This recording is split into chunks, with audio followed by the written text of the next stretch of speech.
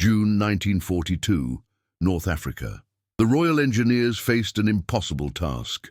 German minefields stretched across the desert like invisible graveyards, claiming 3 sappers for every dozen mines cleared.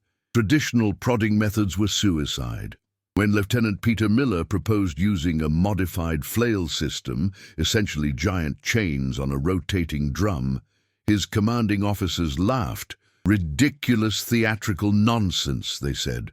What they didn't know, Miller's absurd contraption would clear 40 mines in 3 hours without a single casualty.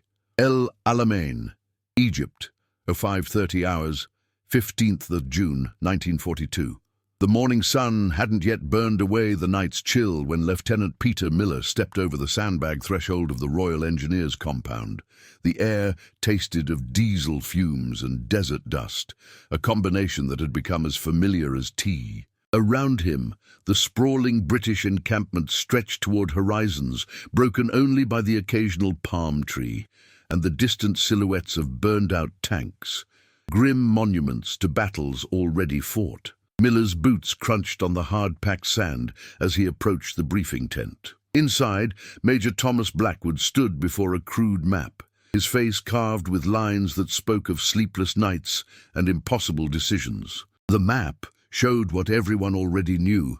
Between the Allied positions and Rommel's Afrika Korps lay a devil's garden of German S-mines, Teller mines, and improvised explosive devices that turned every advance into a bloodbath. 73 casualties last week, Blackwood said, his voice flat. 51 the week before. We're losing sappers faster than we can train them. The statistics were devastating. British mine clearance doctrine relied on careful prodding. A sapper would crawl forward with a bayonet, probing the sand at 30-degree angles every few inches. It was methodical. It was thorough. It was also catastrophically slow and deadly. The Germans had perfected their minefields into overlapping zones of death, with anti-personnel mines protecting anti-tank mines, tripwires connected to secondary charges, and booby traps that killed the men who came to rescue the wounded. Miller had watched it firsthand 3 days earlier. Corporal Davies, a stocky Welshman with 2 children back in Cardiff, had cleared 17 mines in 6 hours. The 18th had been a bouncing mine, an S-mine that leapt to waist height before detonating. Davies never made it back. Neither did the 2 men who tried to reach him. The mathematics were brutally simple. At current rates, clearing the minefields necessary for the planned offensive would require 8 weeks and cost over 400 casualties.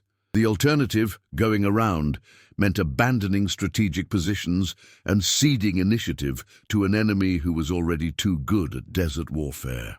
There must be another way, Miller had said that night, sitting in the mess tent with a cup of bitter tea and a borrowed engineering manual. The idea had come from an unlikely source, a farming magazine his father had sent from Yorkshire. The article discussed mechanical threshers, rotating drums with chains that separated grain from chaff. Miller's engineering mind had made an intuitive leap. What if you mounted such a drum on a tank chassis?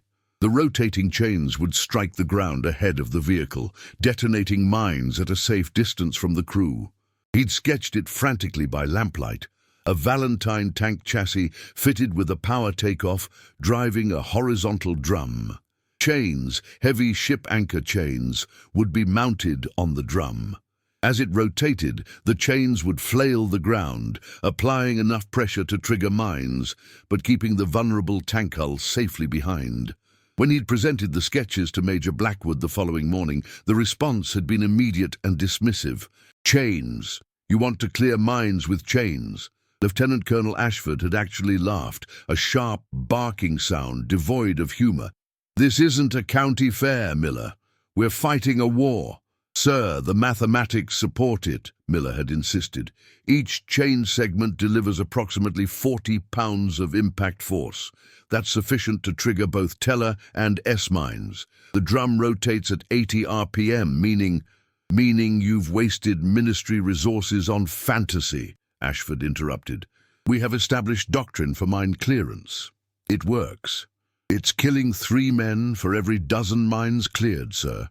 Then we'll requisition more sappers. The meeting had ended with Miller confined to administrative duties, punishment for wasting senior officers' time with theatrical nonsense. But Blackwood, who'd lost his younger brother to a mine near Tobruk, had quietly pulled Miller aside afterward. "You really think this could work?" "I know it could, sir. The engineering is sound." Blackwood had studied him for a long moment. "Engineering is one thing, politics is another. Ashford won't approve resources for experimentation, not officially." "And unofficially, sir?" A ghost of a smile. "There's a damaged Valentine in the motor pool. Transmission shot, but the engine runs. Some anchor chain in the supply depot that was accidentally requisitioned from Alexandria Harbour. And Sergeant Mackenzie owes me rather a large favour." He'd leaned closer. "You have 1 week, Lieutenant. Prove it works, or this conversation never happened." That had been 6 days ago. Since then, Miller and a small crew of volunteers had worked 18-hour shifts in a secluded corner of the motor pool, away from official oversight. Sergeant Mackenzie, a Glasgow mechanic who could coax machinery into configurations its designers never imagined, had fabricated the drum assembly from scavenged tank tracks and artillery carriage wheels. Private Thompson, a welder who'd worked in Liverpool shipyards, had joined chain segments with joints that wouldn't fail under stress. Corporal Singh, whose family had manufactured agricultural equipment in Punjab, had calculated the optimal chain length. Too short, and they wouldn't reach the ground. Too long, and they'd tangle. The work had been brutal. The desert heat turned the motor pool into a furnace by midday. Twice the improvised power takeoff had failed, requiring complete disassembly. Once a chain segment had snapped during testing, missing Thompson's head by inches. They'd worked through sandstorms, through air raid warnings, through exhaustion that made men's hands shake and eyes blur. Now, as dawn broke on the 7th day, the machine sat ready. It looked absurd, a Valentine tank with a massive drum protruding from its front, heavy chains hanging like the tentacles of some mechanical sea creature. Several passing soldiers had stopped to stare and laugh. Someone had nicknamed it Miller's Folly. But Miller knew something they didn't. Last night, they'd conducted a secret test in a quarantined section of the training ground. Mackenzie had scattered dummy mines, inert shells filled with flour that would show detonation without killing anyone. The Folly had cleared 38 out of 40 in 20 minutes, missing only 2 that were buried deeper than standard doctrine specified. "Ready, sir?" Mackenzie asked now, his Scottish accent thick with anticipation and nervousness. Miller looked at the contraption one final time. Everything they'd calculated, everything they'd built, came down to this moment. If the official test succeeded, they'd save hundreds of lives. If it failed, his career was finished and men would keep dying in the sand. "Fire it up, Sergeant. Let's show them what ridiculous looks like." British Testing Ground, El Alamein, 08:15 hours, 16th of June, 1942. The demonstration field had been prepared overnight. Sappers had carefully planted 40 genuine mines, deactivated but weighted and positioned to represent a realistic German minefield. Stakes with colored flags marked each mine's location, though the observers wouldn't see those markers until after the test. A gallery of folding chairs sat a safe 100 yards back, currently occupied by a decidedly skeptical audience. Lieutenant Colonel Ashford sat front and center, his cap pulled low against the morning sun, arms crossed in a posture that radiated disapproval. Major Blackwood sat beside him, maintaining careful neutrality. 2 majors from Corps Engineering, a captain from Ordnance, and a sandy-haired intelligence officer rounded out the official observers. Behind them, a dozen enlisted men had gathered. Word had spread that Miller's ridiculous contraption was finally being tested. Miller stood beside the Folly, one hand resting on the warm metal of the Valentine's hull. Inside, Private Davis sat at the controls. He'd volunteered immediately, claiming his older brother had been killed by a mine at Gazala. "Let me be the one to make those bastard devices obsolete," he'd said. Sergeant Mackenzie performed a final inspection, checking chain connections, drum rotation, hydraulic pressure. His hands moved with practiced efficiency, but Miller caught the slight tremor. They were all nervous. If a single chain snapped, if the drum seized, if anything went wrong in front of these officers, it wasn't just embarrassing. It was career-ending. Worse, it meant the killing would continue. "Drum rotation stable, sir," Mackenzie reported. "Hydraulics reading normal. Engine temperature good." Miller nodded and walked toward the observers. His uniform was already dark with sweat despite the early hour. The desert showed no mercy, even to men facing professional execution. "Gentlemen," he began, keeping his voice steady, "conventional mine clearance proceeds at approximately 12 mines per hour with 3-man teams. Casualty rates run 40%. What you're about to see represents a fundamental shift in doctrine." "We'll see something, certainly," Ashford muttered, just loud enough to carry. Miller ignored him. "Private Davis will drive the Folly across the test field at standard combat pace, approximately 4 miles per hour. The rotating drum will strike the ground ahead of the vehicle. Chain impact will trigger mines while keeping the crew safe behind armored plate." "And when those chains snap," the captain from Ordnance asked, "Naval anchor chain isn't designed for explosive impact." "We've tested segments to failure, sir. Each chain can withstand 20 detonations before requiring replacement. We're using segmented design. If one section fails, others continue operating." "Theoretical engineering is lovely, Lieutenant," one of the Corps majors said. "Reality tends to be messier." "Yes, sir. That's why we're conducting the test." Miller returned to the Folly. Through the open driver's hatch, Davis gave him a thumbs up. The young private's face was pale but determined. Miller felt the weight of responsibility settle heavier. If something went catastrophically wrong, Davis wouldn't walk away. "Last chance to use a dummy driver, sir," Mackenzie offered quietly. "No. If I'm asking the Army to trust this machine with men's lives, we prove it the same way." Miller raised his voice. "Private Davis, proceed when ready." The Valentine's engine roared to life, a deep growl that sent vibrations through the sand. The drum began rotating, slowly at first, then accelerating until the chains became a blur of motion. They struck the ground with rhythmic impacts. Whump, whump, whump, a sound like a giant's heartbeat. Davis engaged the clutch. The Folly lurched forward. What happened next unfolded with dreamlike slowness. The machine advanced across the test field, chains thrashing the sand into small clouds of dust. 10 yards, 20. The observers leaned forward despite themselves. Then the first mine detonated. The explosion wasn't particularly large. Telemines were designed to destroy tank tracks, not create massive fireballs. But the crack of detonation made several observers flinch. Smoke and sand erupted where the mine had been. The Folly continued forward without hesitation. 5 seconds later, another detonation, then another. The chains were finding mines with mechanical efficiency, each explosion marking a device that would never kill a British sapper. "Good God," someone whispered. Miller watched with clinical attention, counting detonations, watching for chain failures, monitoring the drum's rotation speed. So far, everything was performing exactly as calculated. But the real test wasn't the first few mines. It was sustained operation under repeated shock. The Folly reached the field's center. Detonations came faster now as it entered the densest section of the minefield. The dummy layout replicated German doctrine.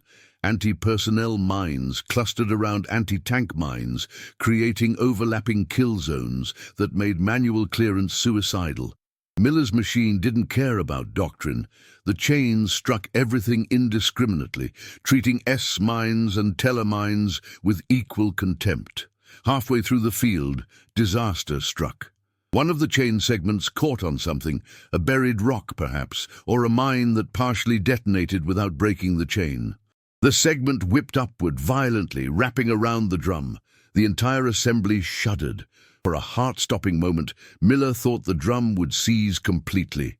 "Shut it down!" Ashford shouted, standing. But Davis, showing either remarkable nerve or remarkable stupidity, kept the machine moving. The drum continued rotating, and the fouled chain slowly unwound itself as subsequent impacts worked it free. 10 seconds of grinding metallic protest, then normal operation resumed. "Bloody hell," Mackenzie breathed beside Miller. "The lad's got stones." The Folly continued its methodical advance.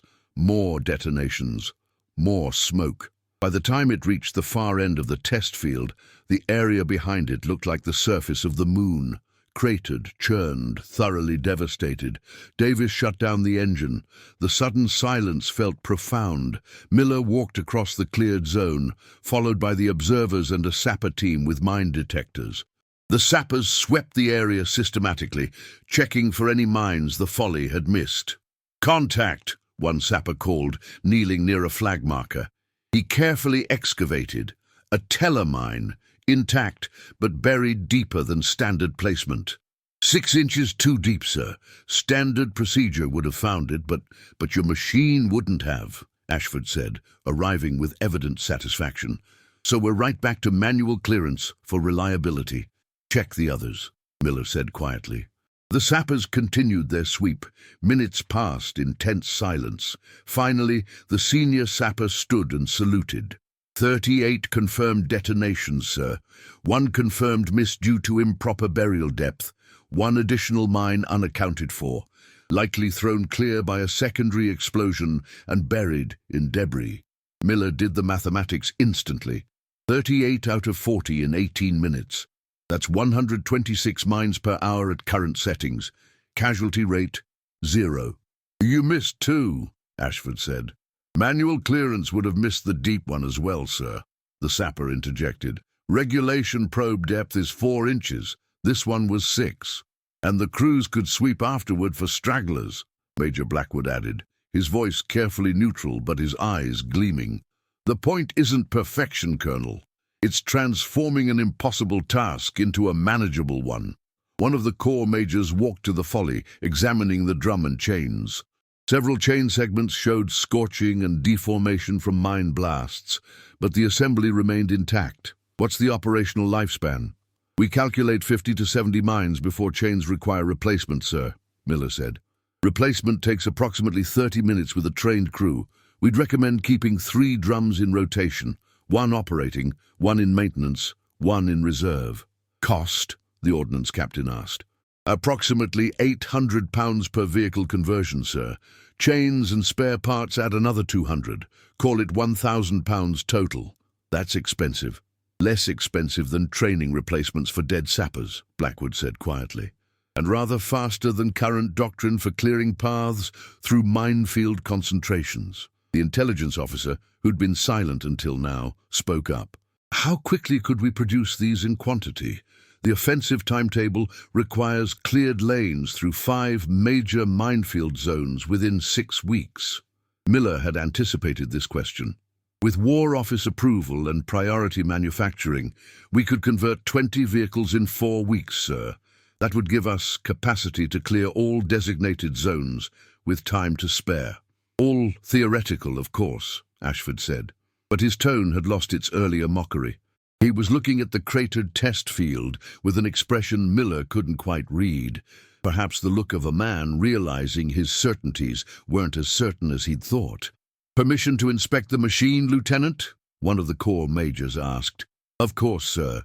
For the next hour, the observers crawled over the Folly like mechanics examining a prize racehorse. They asked detailed questions about maintenance, operational procedures, crew training requirements, and failure modes.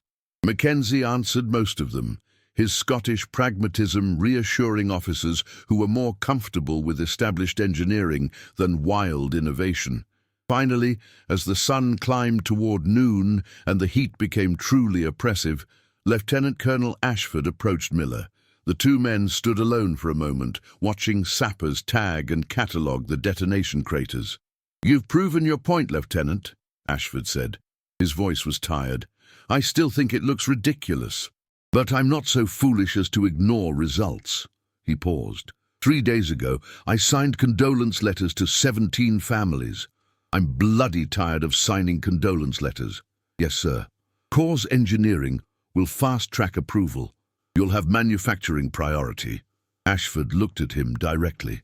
Don't make me regret this, Miller. If these machines fail under combat conditions... They won't fail, sir. The engineering is sound. Engineering isn't what I'm worried about. It's the chaos of actual combat, the variables you can't test, the conditions you can't simulate. He gestured toward the test field. This was controlled. War isn't. No, sir. But war is also why we built this. Ashford nodded slowly. Get your machine into production, Lieutenant, and pray to whatever God you believe in that it performs as advertised when the bullets are flying. He walked away, leaving Miller standing beside his ridiculous contraption, feeling the weight of what came next. Operation Lightfoot Staging Area, 2340 hours, 23rd October, 1942. The night before the Battle of El Alamein smelled of cordite, diesel, and fear. 20 Miller Scorpion tanks, officially designated mine-clearing vehicle Mark I, unofficially known as the Flails, sat in formation beneath camouflage netting. Around them, thousands of soldiers prepared for the largest Allied offensive since the war began. Artillery pieces, infantry carriers, supply trucks, and Valentine tanks stretched across the desert in carefully organized chaos. Lieutenant Miller moved between his vehicles, checking each crew personally. In 4 months, his ridiculous contraption had evolved from prototype to doctrine. 20 crews, trained to operate the Flails, spare drums, replacement chains, and maintenance protocols standardized. But tonight would be the ultimate test. Not controlled demonstrations with marked mines, but combat clearance under artillery fire with German machine guns targeting them from fortified positions. Nervous, sir? Sergeant Mackenzie asked, falling into step beside him. Terrified, Miller admitted. What if we've missed something? What if combat conditions break them? Then we improvise. That's what we do. Mackenzie's Scottish pragmatism had become legendary among the crews. He'd personally trained each mechanic, drilled emergency procedures until they became reflex, and developed repairs that could be executed under fire. At Vehicle 7, Miller found Private Davis checking chain tension.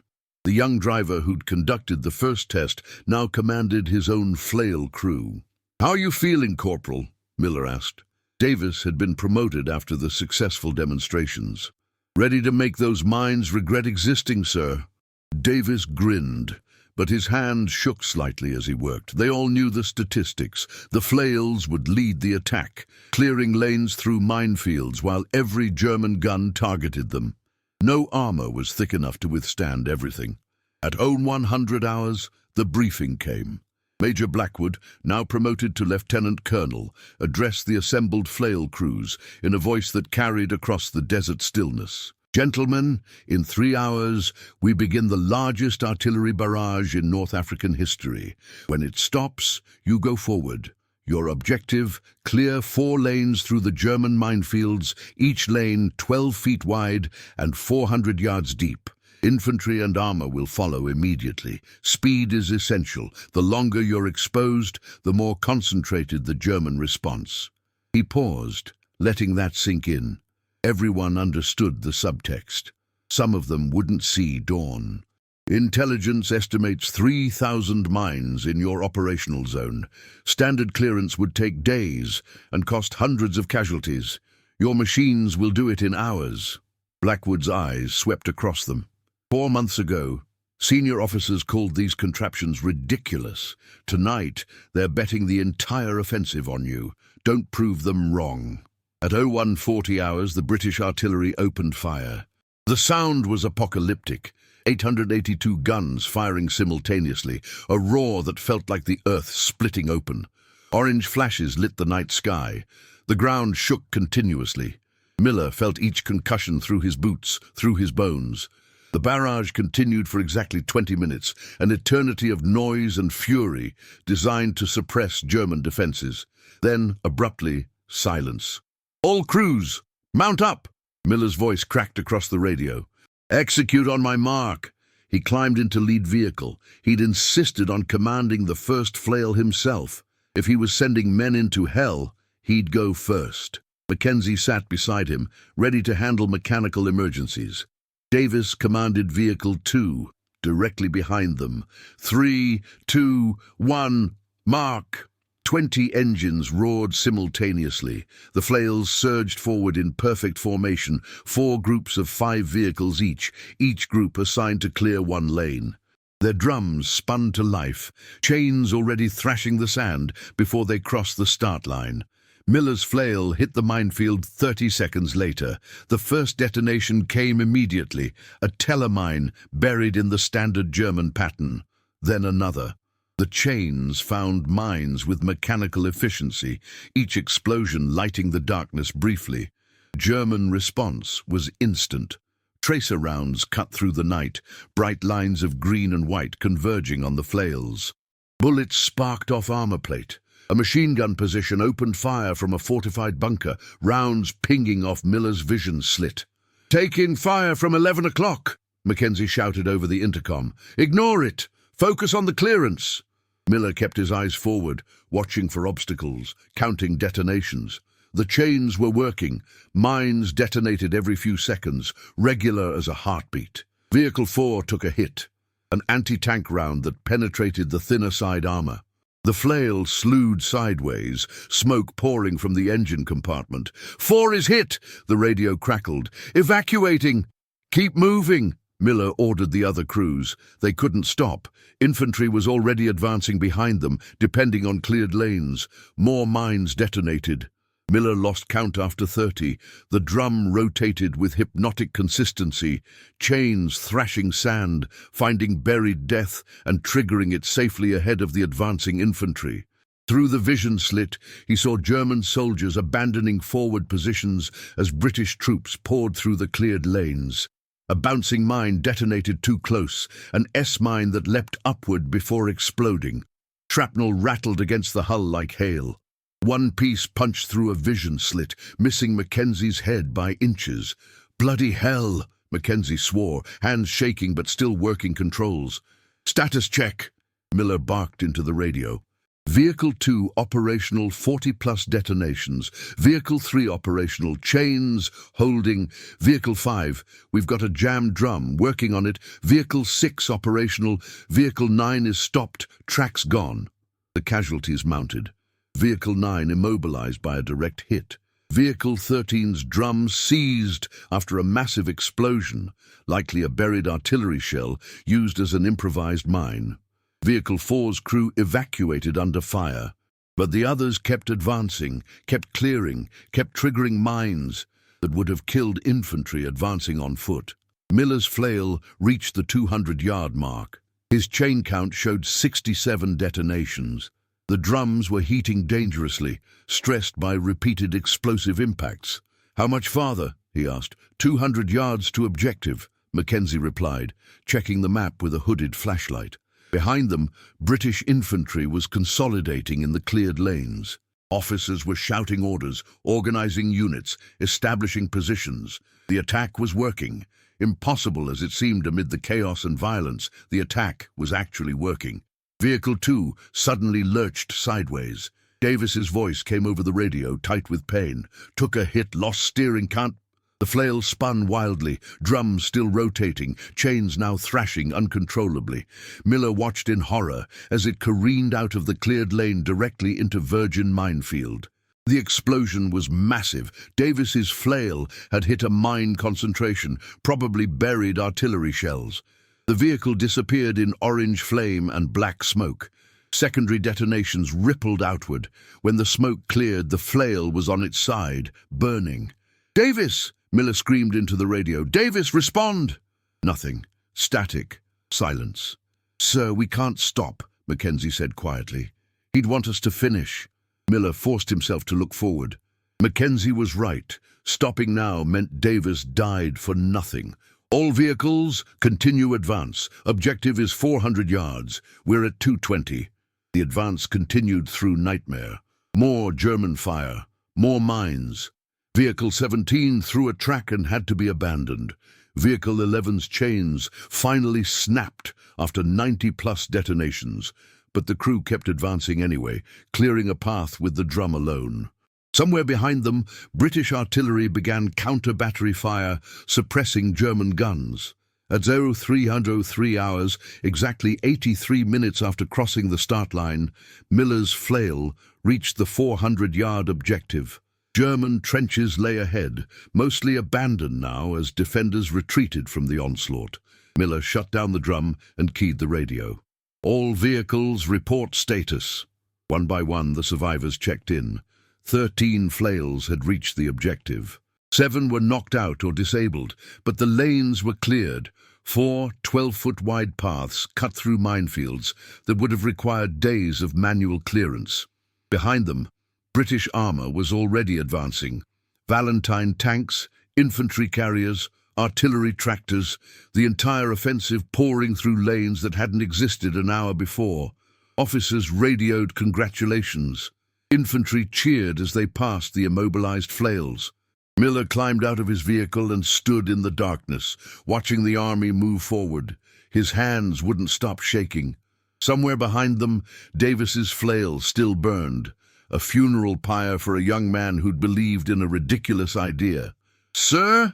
Mackenzie appeared beside him, holding a field telephone. "Corps Command wants to speak with you." Miller took the phone. "Miller here. Lieutenant, this is General Montgomery." The voice was crisp, authoritative, unmistakable. "I'm told your vehicles cleared 4 lanes in under 90 minutes. Our casualty projections for this phase were 800 men. Actual casualties, 47, mostly to artillery. Your machines just saved 750 lives. Thank you, sir. We lost 7 vehicles, and I know what you lost, Lieutenant. I also know what you saved." A pause. "The German command is evacuating forward positions because we breached their mine defense in hours instead of days. They planned for a week-long stalemate. You gave us breakthrough in 90 minutes. That's not just engineering, Lieutenant. That's changing how wars are fought." The call ended. Miller stood holding the silent phone, watching British troops advance through lanes his ridiculous machines had cleared, and tried to feel victorious. Instead, he felt empty. They'd proven the concept worked. They'd saved hundreds of lives. They'd changed doctrine, and 7 crews had died doing it. Mackenzie put a hand on his shoulder. "Davis would have been proud, sir. They all would." "I know." Miller looked at the burning wreck in the distance. "I just wish he was here to see it." Royal Engineers Museum, Chatham, Kent, 12th November 1947. 5 years after El Alamein, Lieutenant Colonel Peter Miller stood before a restored flail tank in the hushed gallery of the Royal Engineers Museum. The machine looked smaller somehow, separated from the chaos and violence that had birthed it. Brass plaques explained its development, its combat record, its impact on military doctrine. Tourists walked past, reading casually about devices that had saved thousands of lives. The statistics told the story more clearly than any narrative could. Between October 1942 and May 1945, flail tanks cleared over 300,000 mines across North Africa, Italy, and northwest Europe. Casualty rates for mine clearance dropped from 40% to under 5%. The Allied advance through Normandy after D-Day, previously projected to stall for weeks in German coastal minefields, proceeded in days because flails carved paths through defenses that should have been impenetrable. But Miller's mind wasn't on statistics.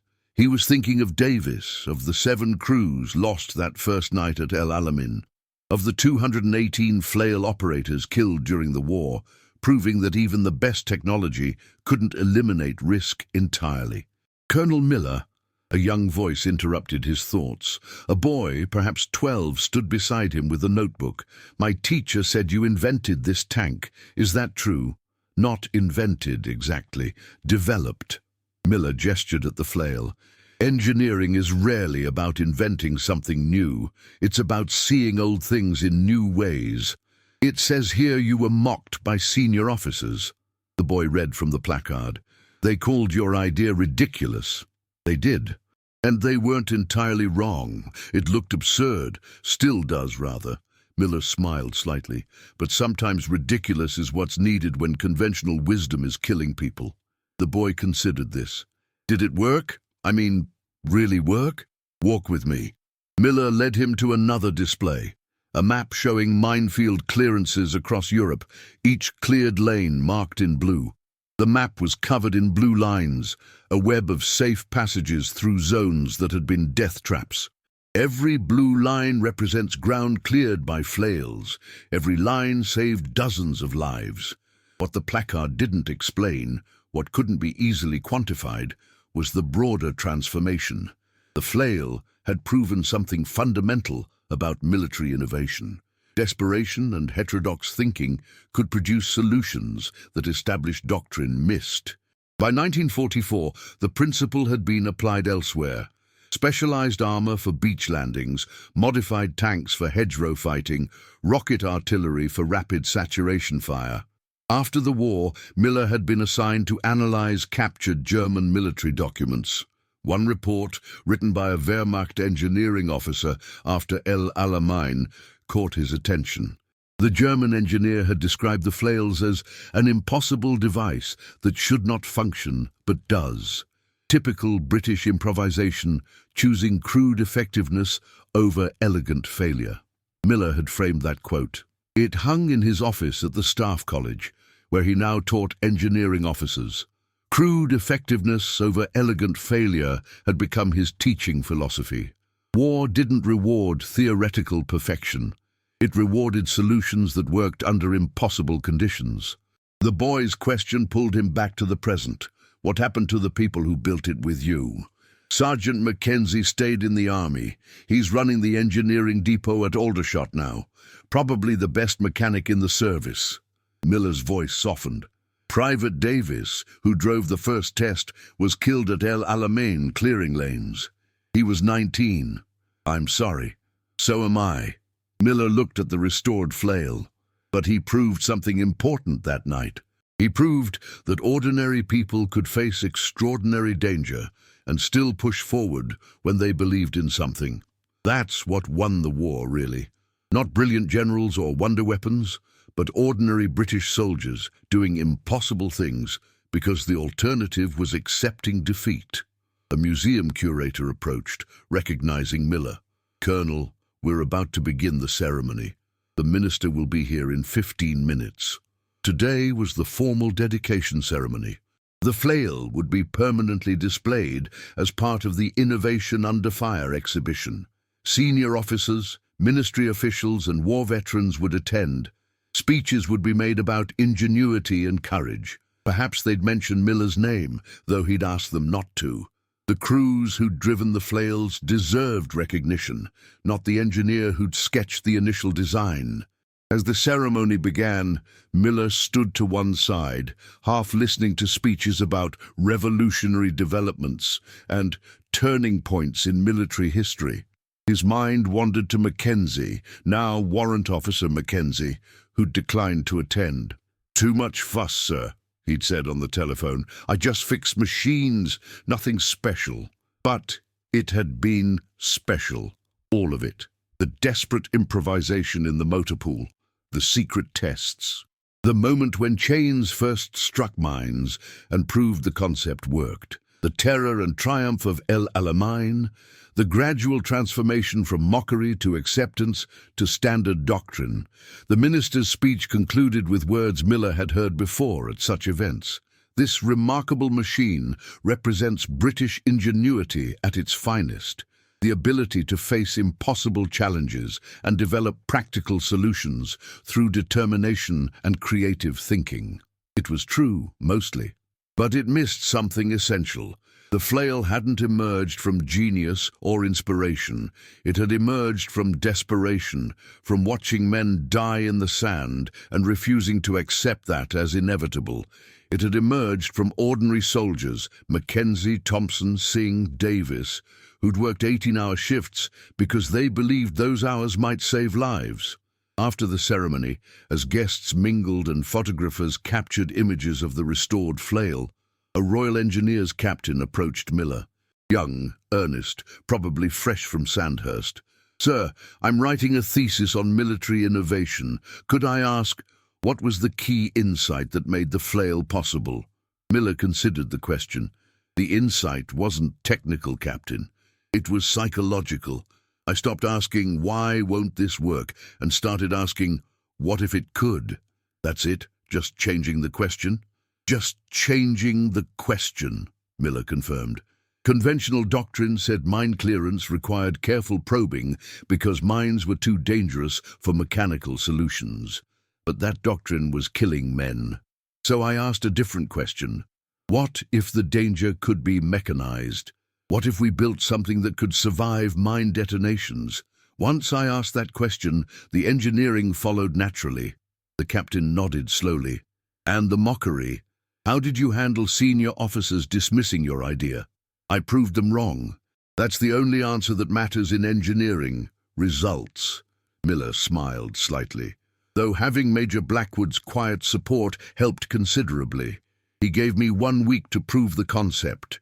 Without that week, the flail would have remained a sketch in a notebook. As the museum gallery began to empty, Miller remained behind, studying the flail one final time. 5 years of peace had made the war feel distant, almost unreal. But standing before this machine, he could still smell diesel and cordite, could still hear chains thrashing sand, could still see mines detonating in the darkness. The final placard at the display read, Mine Clearing Vehicle Mark Schurms, Flail, cleared over 300,000 mines, 1942-1945, estimated lives saved, 8,000 plus. 8,000 lives. Miller did the mathematics reflexively. 2 and 18 flail operators killed, 8,000 lives saved, a ratio of roughly 37.1. From a utilitarian perspective, an unquestionable success. From a human perspective, 218 families who'd received condolence letters, 218 men who'd climbed into machines that looked ridiculous and driven into minefields because someone had to. He thought of Davis especially, the young private who'd volunteered for the first test, who'd commanded his own flail at El Alamein, who died clearing lanes so thousands could advance safely. Did Davis understand, in those final moments, what he'd helped create? Did he know that his courage would save thousands of others? Miller hoped so. He hoped Davis had died, knowing the ridiculous idea had worked, that the mockery and skepticism had been wrong, that ordinary men doing impossible things could change history. Sir, Mackenzie's voice startled him. Miller turned to find the warrant officer standing in the gallery entrance, cap in hand. Thought you might still be here. Figured you'd want someone who remembers the motor pool at El Alamein, not just the ceremony. You came. Aye. Seemed wrong not to. Mackenzie approached the flail, running his hand along the drum assembly. We built something important, didn't we? We built something that worked, Miller corrected. That's all we ever tried to do. And saved 8,000 lives doing it. And lost 218. Aye. Mackenzie was quiet for a moment. But you know what Davis said that first night before the test. He said, even if this kills me, if it works, it'll be worth it. He meant it, sir. They all did. Miller found he had no response to that. They stood together in silence, 2 engineers who'd built something ridiculous during a desperate time, looking at the museum piece that had once been their salvation and their burden. Finally, Mackenzie broke the silence. Come on, sir, let's get a pint. We can toast the lads properly, not with speeches and ceremonies, but like they would have wanted. As they left the museum, Miller looked back one final time at the flail. It sat illuminated under gallery lights, chains polished and drum gleaming, looking dignified in a way it never had in the desert. But he didn't remember it like this. He remembered it covered in sand and smoke, chains thrashing, moving forward through minefields while tracer fire lit the night. He remembered it not as a museum piece, but as a lifeline, as proof that ridiculous ideas could save the world when conventional wisdom failed. And he remembered the men who'd believed in it enough to risk everything proving it worked. That was the legacy that mattered. Not the technical specifications or the impressive statistics, but the demonstration that ordinary people could look at impossible problems and refuse to accept impossibility as an answer. That when doctrine failed, improvisation could succeed. That sometimes the most ridiculous idea was the one that saved lives. As they walked into the November evening, Miller felt the weight of memory and responsibility settle into something else. Not quite peace, but acceptance. The war was over. The machines had worked. The lives had been saved. And somewhere in the mathematics of history, Davis and the 217 others who died proving it could rest, knowing their sacrifice hadn't been wasted. The flail sat in the museum, silent testimony to a time when being ridiculous was the most reasonable thing in the world. If this story of British ingenuity, determination, and sacrifice resonated with you, please subscribe to our channel. We share untold histories of ordinary people doing extraordinary things during the darkest hours of the Second World War. Leave a comment sharing which aspect of military innovation you'd like us to explore next. We read everyone. Hit the notification bell so you never miss stories of courage, improvisation, and the spirit that defined a generation. Thank you for watching, and remember, sometimes the most ridiculous ideas are the ones that change history.